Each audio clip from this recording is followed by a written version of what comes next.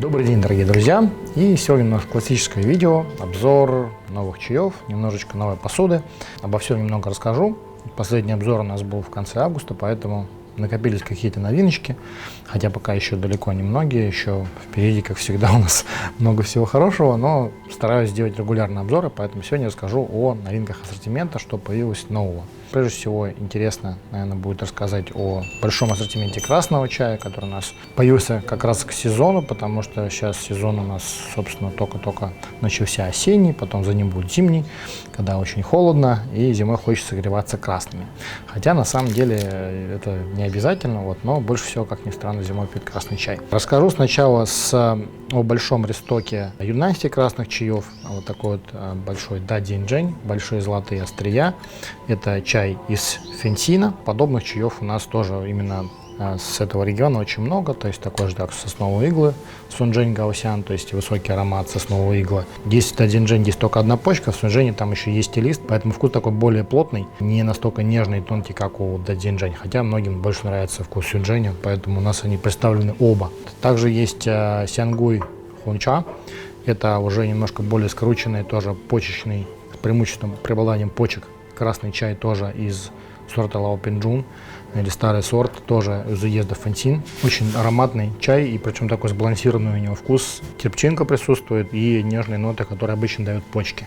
Тоже очень его люблю. Потом фэнсинский дикий чай, то есть дикий красный чай из Фэнсина. Тоже уже в прошлом году такой приезжал, это вот свежий этого года. Чаи, на самом деле, все вот эти весенние, если многие спрашивали, почему они так поздно приехали, ну так получилось, что в этом году немножко позже закупили, очень много было всего. Но для нас их отложили еще в мае, но вот только сейчас до нас добралась эта партия. Потом здесь у меня целый тоже поднос всех у нас чаев из Фэнсина, да, здесь не только красные, тоже дадзинья, наверное, с него начну, большая золотая почка. Этот чай очень похож, кстати, на дадзиньчжэнь чем-то, но немножко другая скрутка. Дадзиньчжэнь, там в скрутке используют такой специальный станок, который продает форму иголочки чаю. Здесь же он не используется, поэтому здесь просто такие большие, красивые, скрученные красные почки. Очень тоже ароматный, приятный чай, красный такой вот, цветочный, прям даже бы сказал, чем-то. Один из, пожалуй, самых таких топовых красных чаев именно из Юнани, который мне прям очень тоже всегда нравился. Причем первый раз, когда я его попробовал, мне прям даже удивился, что это юнаньский, потому что там такие какие-то цитрусовые немного ноты в нем, и пряные, и очень богатая терпчинка, но очень тоже нежная, без горечи, без каких-то вот переборов, да, и такой долгий вкус у него, и очень богатый, раскладывается на разные ароматы, не похож на диньхун, и не похож на другие чаи из Юнань, называется даши джунгухун. Ну, даши это производство, а название самого чая джунгухун или китайский красный. То есть это вот прям такой, я считаю, один из эталонных красных чаев Юнани. Он сравним по уровню, наверное, с дикорастущими некоторыми юнаньскими красными, при этом он более бюджетный. А диньло или золотые локоны — это такой каждодневный, в принципе, красный чай, то есть он такой более, мне кажется, простой, хотя кому-то нравится, то есть кому-то даже кажется он таким более, что ли, многогранным, вот, то есть это уже на любителя, потому что я сам лично, если говорить про меня, то я лично больше люблю скорее не диньхуны, а вот чаи типа джунгухуна и, может быть, типа фэнсин яшэньча, хотя многим, наоборот, тут придают предпочитание диньхуну, то есть это просто уже дело вкуса, поэтому у нас они обязательно есть в ассортименте, чтобы всем было из чего выбрать. А еще есть такой дяньхунло или юнаньские красные локоны. От диньло отличается тем, что здесь тоже не только почки, но еще и листик, поэтому здесь немножко более такой терпкий, крепкий вкус. Потом, значит, у нас есть еще ресток, вновь появившийся наш уже классика, это сяоджунбэ или сяоджун, то есть тот чай, который часто еще раньше называли лапсанг сушонг и ароматизировали всякими ароматами копчения, не натуральными, но чуть позже мы поговорим об этом. Надо сказать, что именно этот чай, я думаю, пожалуй, можно сказать, назвать классическим сяоджуном, то есть он без копчения, такая очень легкая нотка совсем в нем присутствует, полностью натуральный, у нас он из года в год, в принципе, постоянно появляется, обновляется. Мне кажется, в этом году получился очень хороший, многие даже уже оставили отзывы о нем, покупатели, кто пробовал, то есть замечательное соотношение цена-качество, чай очень недорогой, отличный красный чай, просто по-другому не скажешь. В нем есть все, что нужно, и в отличие от диньхунов, мне кажется, у него все-таки побогаче в чем-то вкус. Хотя это тоже, на самом деле, дело, знаете, любителя, не буду свои ремарки такие исключительно индивидуального вкуса вклинивать в это, да. Потом сие хунча, это тоже такой тоненький такой вот, маленький почечный, и листиками тоже он насыщен красный. Очень такой фруктовенький, древесный, немного держит, много проливов. Тонкий красный чай. Я думаю, что можно отнести, если вы любите сяоджун, то такой как хайгрейдовый сяоджун, уже ближе к Динджуньмэю по вкусовой палитре. Еще интересный чай. Этот чай из Юнани, Сяньбин Ешэн Хунча. Дикорастущий чай шампанское. На самом деле, не знаю, почему так его назвали, но, может быть, кому-то напомнил аромат заваренного чая, аромат шампанского. На самом деле он чем-то похож на дикорастущий.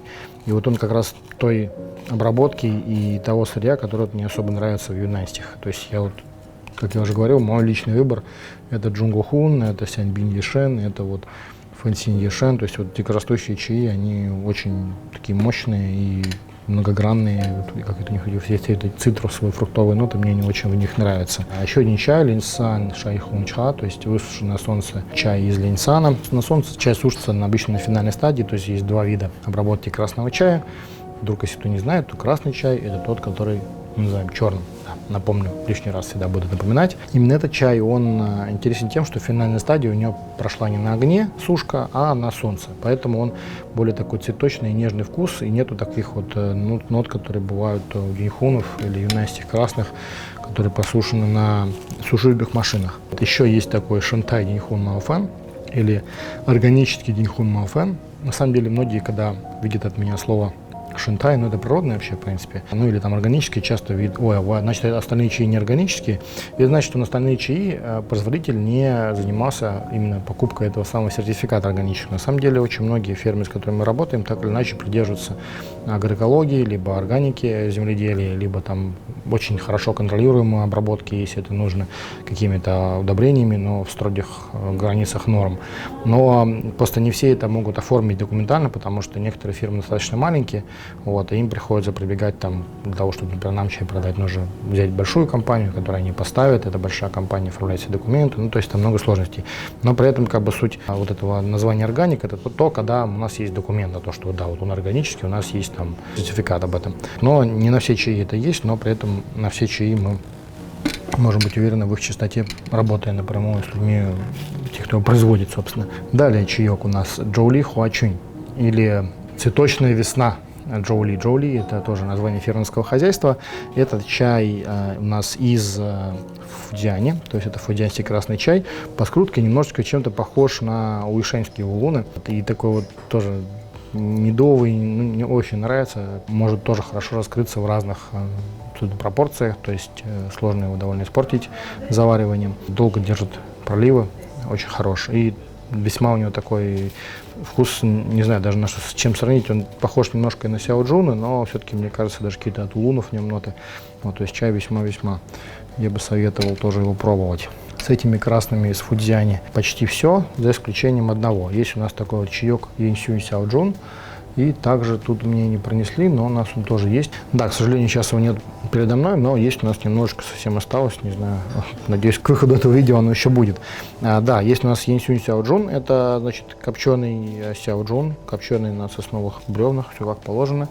И есть еще у нас такой же тоже, который называется Тунму Лаосун Сяоджун, то есть это тоже еще один очень хороший сяоджун традиционного копчения. Вот у нас их теперь два, долгое время не было. Кому-то, кстати, я даже читал отзывы, больше вот этот Янсюн понравился, кто-то больше оценит тот первый. Сейчас я вот, о котором я говорил, которого сейчас нет у меня тут передо мной. Он на самом деле очень интересен тем, что он такой более нежный, цветочный чаек, поэтому я могу сказать, что, в общем-то, можно смело пробовать и тот, и другой, зависит уже от вкуса. Еще один интересный чай, Габахун чай с Фудзяни. Я уже как-то про него рассказывал, но вот пришла новая партия, та же самая, из той же самой партии, потому что мы его нашли этой весной и продолжаем, собственно, потихонечку выгребать остатки. Очень хороший тоже, красный и при этом с отчетным вкусом габа, то есть все вот пряные ноты, фруктовые, немножко такая кислиночка, которая присутствует. Ну, то есть все, что нужно, тоже много проливов, еще такая сладость в нем тоже есть характерная. Вот, то есть отличает его сильно от сяоджунов обычных, так что чай весьма интересен, советую. Раз уж мы продолжаем по красной чаи, у нас сегодня большая эпопея красных будет, я чувствую. Еще расскажу про 5 чаев, которые у нас приехали из провинции Гуйчжоу. Первый называется Динджуньмэй, на самом деле оригинально этот чай под таким названием это почечки, абсолютно полный. То есть в данном случае это не ортодоксальный Динджуньмэй, честно об этом говорю, хоть и носит такое название. Родосан и Диндзюмэй делается провинцией Фудзянь, этот же делается провинцией Гуйчжоу. Но производитель решил его так назвать, поэтому у нас он, собственно, под названием производителя. Это хороший красный чай на каждый день, достаточно терпкий.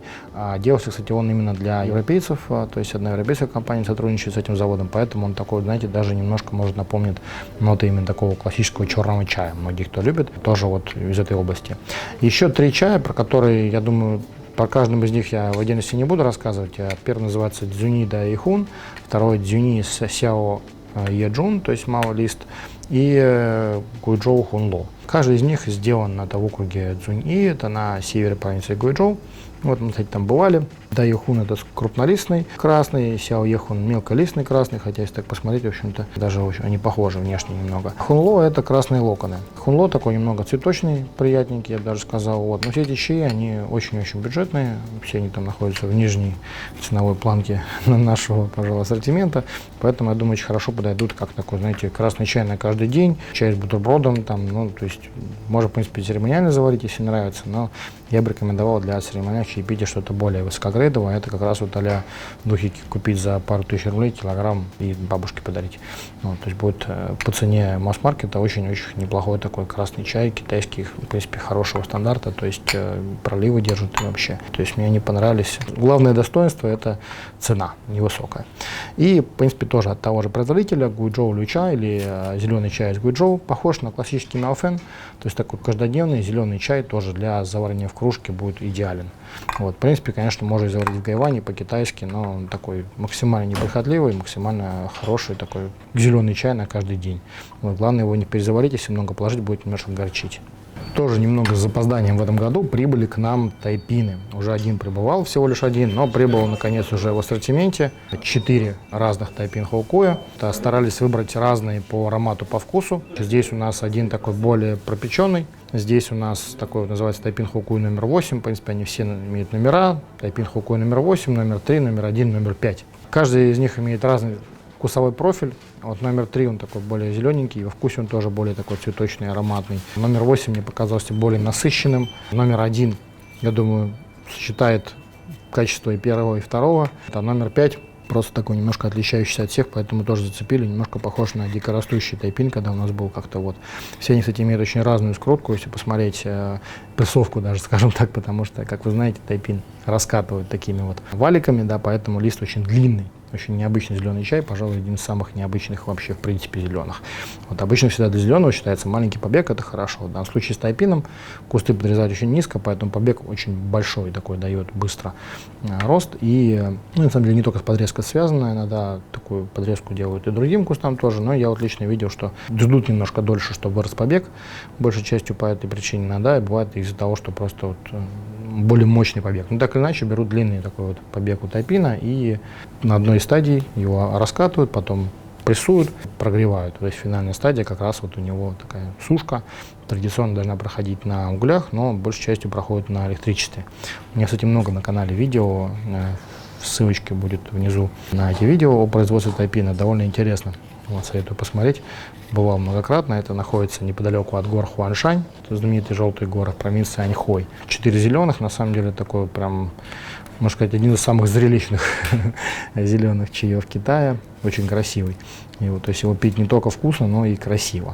Кстати, заваривать тайпин я всегда рекомендую в гайване, потому что вот такой длинный лист положить в чайник очень тяжело. То есть вы положили его, значит, в гайваньку, аккуратненько теплой водой, можно не кипятком, чуть подостывшей, значит, его поливаете, и потом листик, когда припоминается, вы его уже укладываете на дно. Вот, кстати, первое видео на этом канале, ну, как раз о том, как заваривать чай тайпин. Можете полистать ретроспективу, это когда уже был, по-моему, почти 10 лет назад. Да, с тайпинами все. Сейчас пока я тут все сложу, мы еще расскажу немножечко про наш фирменный чай, который к нам прибыл, и еще другие новинки. Начнем сначала с других новинок. Другие новинки — это у нас прежде всего Шен Пуэры. Надо сказать, что в этом году я пока еще не делал много прессованных шенов, вот, но мы привезли много свежих рассыпных. Первый называется Цзулао Шэньша 2019 года. Это тоже Цзулао, это фермерское хозяйство. В округе Юньсянь находится, неподалеку от Линцана. Это тоже такое знаменитое место для чая. В принципе, похож немножко на бандун, если кто пробовал наши старые шены. Здесь тоже довольно большое количество почек, вкусный, ароматный, свежий шен. Я бы его отнес к шенам, ценам на каждый день. Потом Баньиньшань шэньча у нас был из Баньинь горы прессованный блин. Тоже вот, собственно, это молодой уже этого года, тот у нас, по-моему, уже двухлетний. Вот, поэтому те, кто пробовали старые, я думаю, оценят и этот Шэн Пуэр. Ну, приятный, свежий, тоже мощный такой чаек. Вот, можно заварить его и приятным, сделать его приятно свежим, можно сделать его приятным мощным. На самом деле все вот эти шены, они из одного региона, поэтому они немного похожи между собой. Да, Чаошань еще такой есть, тоже 19 года. Большая гора Чао, не помню, какой там был иероглиф. Вообще чао это и жарить, и многих других значений есть в китайском, но в данном случае я не буду придумывать, не помню, как именно переводится. Классный довольно Шэн Пуэр. Вот здесь немножко больше почек, немножко мельче лист. Дашоу шэньча, вот это тут похож уже даже визуально по сырью на такое, видимо, прямоствольное деревья, сырье или такие молодые деревья. Здесь такие более крупные почки. Тоже, ну, я все их дегустировал, просто это было уже несколько месяцев назад. Там было около 12 пробников, мы вот из них выбрали, получается, 7. Очень хорош чаек. Любителям шена любых способов заваривания будет хорош. И, кстати, в варке тоже вот эти все шены очень хороши. Парочку из них мы варили.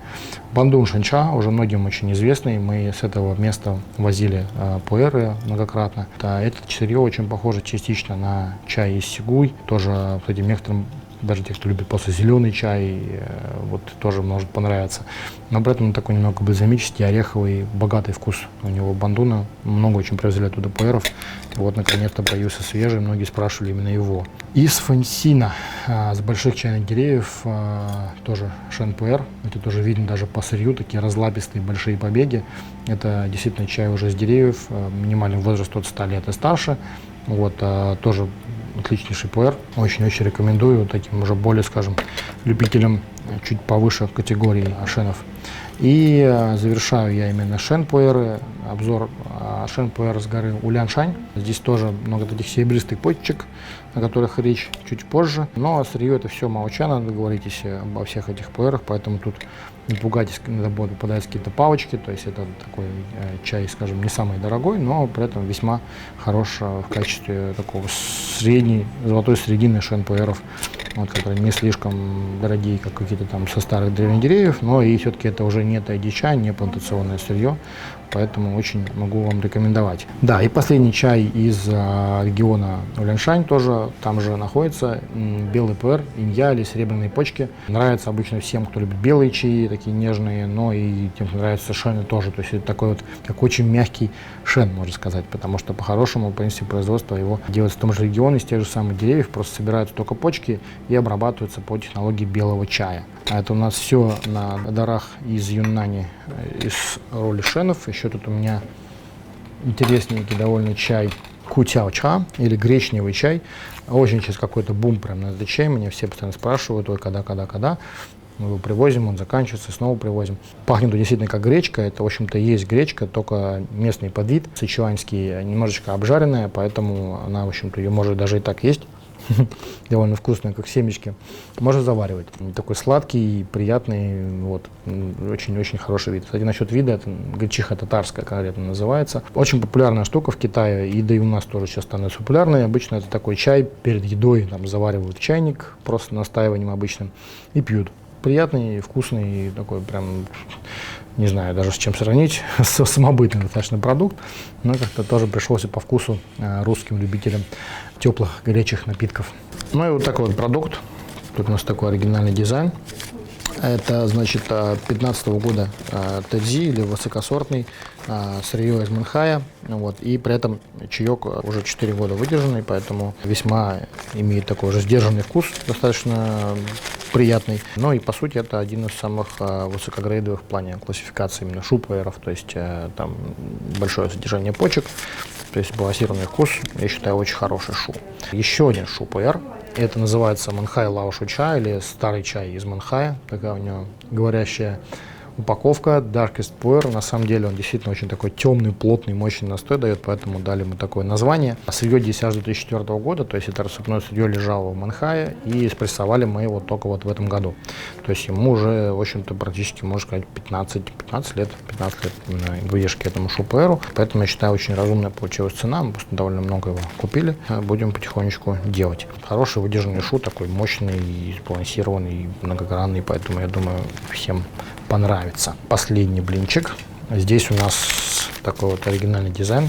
Первый у нас дизайн с Есениным. У нас сейчас будет целая серия, на самом деле, белых чаев с разными русскими поэтами. Поэтому начали с Есенина. Это Динмай Байчай, или тоже юнаньский белый чай из горы Динмай. Обработан он по технологии, похожей на Шоу Мэй, поэтому, в принципе, многим любителям белого фудзянского тоже понравится. У нас в прошлом году тоже была серия, тоже блинчик из похожего сырья. Вот, собственно, сделали в таком дизайне. Вот это весна этого года, и, собственно, прессован тоже он чуть позже, где-то в июне, но приехал вот он сейчас.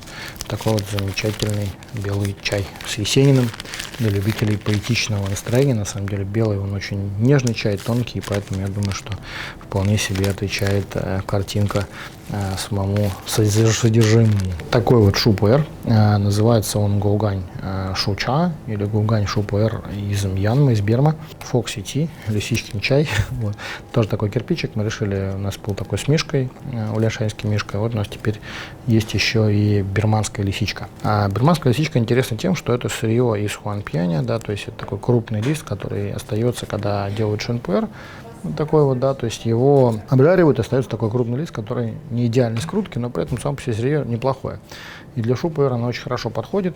Вот такой вкус получается достаточно мягкий, но при этом тоже всеми качествами обладает. И, собственно, из него часто очень прессуют именно кирпичи, потому что лист такой разлапистый, его нужно сильно спрессовать. Вот мы решили сделать вот такой замечательный кирпичик. Это очень хороший пуэр, стоит 690 с копейками рублей. Отличный выбор на каждый день, 250 грамм. Тоже довольно-таки недорого, и при этом приятный, может быть, и подарок любителям лисичек, ну и вообще вкусный шупуэр. Ну и с чаями у нас все, поэтому сейчас немножко расскажу про посуду. К сожалению, не все из новинок посуды у меня здесь, что-то уже закончилось, но что-то по-прежнему есть. Прежде всего, это такие вот инструменты разные, то есть достаточно простые, здесь больше всего бамбук, а некоторые они тоже в бамбуковой оправе, некоторые фарфоровой. Вот такие стандартные самый набор инструментов. Здесь есть все необходимое, то есть шило, там, да, прочистить носик чайника, потом щипчики, это взять пиалочку там или что-то там, в принципе, достаточно хорошо удерживают, за исключением, может быть, слишком скользких. Эта чашка слишком тяжелая для них. Ложечка, это перекладывать чай из чайницы в чайник, да. Потом палочки, эти люблю такие палочки, это накладывать из ЧХ, из чаши знакомства с чаем, чайной коробочки в чайник тоже. Все, собственно, сам держатель. Еще есть такая вороночка. Вороночка предназначена для того, что когда у вас чайник с очень узким горлом, вы ставите на чайник и можете туда засыпать чай, тогда он более удобно туда будет попадать. Такой наборчик, да, давно у нас их тоже не было, теперь снова есть инструменты. Надеюсь, попозже еще немножко расширим ассортимент, потому что мы сейчас очень плотно занимались чаями, поэтому посуда будет немного больше позже. А вот такое вот шило, самое обычное китайское шило, пожалуй, самое простое. Это у нас меньше 100 рублей, такой бюджетный, хороший рабочий инструмент, когда вам нужно разломать прессованный чай. Главное, осторожно всегда берегите пальцы, потому что можно им случайно порезаться, довольно острое. Тут еще старательно нам китайцы написали название нашей компании. В общем, да, такое обычное пуэрное шило, очень простой и нужный аксессуар. Вот. Хотя я иногда просто ломаю, но когда расслаиваешь, немножко меньше крошек получается, поэтому может быть более удобно. Кроме того, еще сувенирчики. Вот в очень большом ассортименте такие вот у нас появились птички. Многие, правда, уже разбежались. Сейчас у меня тут всего лишь 3 рядом. Вот такая вот еще птичка. Это ручное литье, то есть это стеклодувная работа.